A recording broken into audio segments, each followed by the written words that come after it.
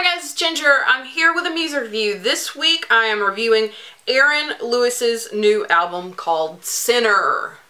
And what I decided to do, because I only had just a tiny bit of experience or having heard a little bit of the music when he was part of the group Stained, I decided to buy all 3 of his country CDs because, I mean, it's just 3.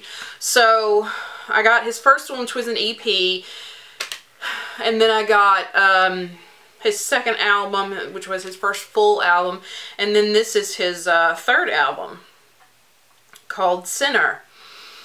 And I liked all of it, so I really liked this one too. It talks about a lot of the simpler stuff. He talks a lot about his family, his wife, his kids, you know, his love of hunting, things like that. But then also he talks about things like, there's one song on here called That Ain't Country. So he talks about the stuff that's coming off of Music Row, that's being played on the radio and things like that, and that it's not really the country that he was raised on. Let me tell you some of the songs that I like.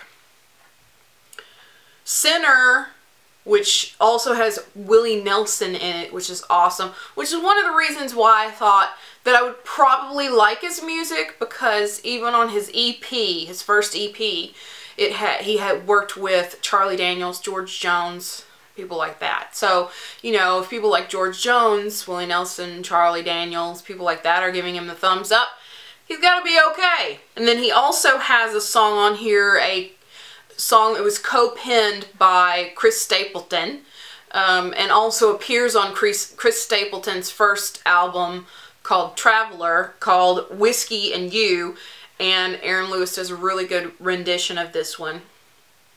I also really liked Northern Redneck, where he talks about growing up in the rural areas up north and how that being from a rural community isn't just a southern thing, and sometimes we that are down here in the south forget about that. And it's true, there are other places that are backwoods besides down in the south.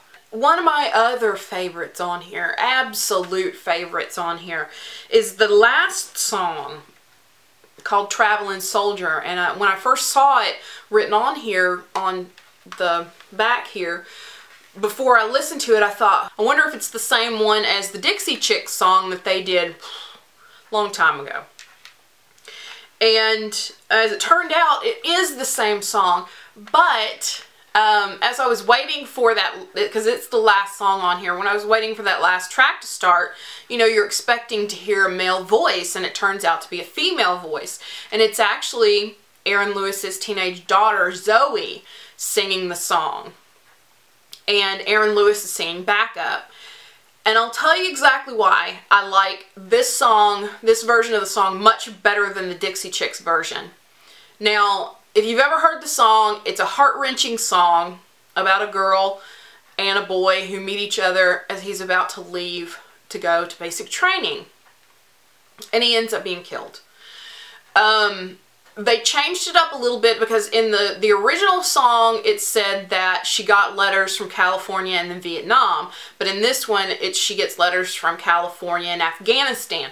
So they changed it to be a little more modern. But what I like about it is that it's talking about a teenage girl and this boy he's just turned 18. And I like this version better because it was being sang by a teenage girl. You could tell that she was young.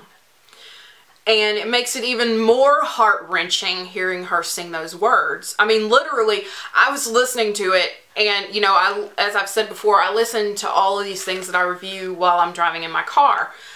And it literally was one of those things where, if anybody knows, if you're trying not to cry, your eyes fill up with tears, and you're trying not to cry so your throat gets all tight. That's what was happening, because driving and crying are not a good combination.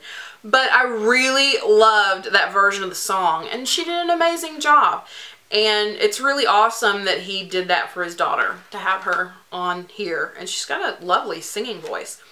So check this out. I really loved it. I loved that he's sort of in the vein of this renaissance of outlaw music that's been coming out in the last 10 years. You know, I don't have a problem. Some people might have a problem with it, but I have never had a problem with people crossing over from rock to country.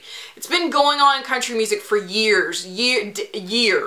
Okay, Conway Twitty was started out in rock and roll. Waylon Jennings started out in rock and roll. He was he played with Buddy Holly and the Crickets. He was a cricket. You know, Elvis Presley sang country, rock, and gospel. You know, all kinds of people started out in rock and then moved over to country music, because apparently that's where their heart is. The problem that I have is when people start out in country because maybe they can't get their foot in the door in pop or rock, and then they become very popular in country, in a certain segment of country music, and get worldwide exposure, and then they leave country music to pursue what they really wanted to do. Those are the people that I have a problem for, and you probably know who I'm talking about. So, anyway, I think this is wonderful. He's got a great voice. I enjoyed his voice when he was a rock singer. I'm enjoying his voice now. He's got a great baritone voice, and he's got that gruffiness that is great for country music as well. So check this out.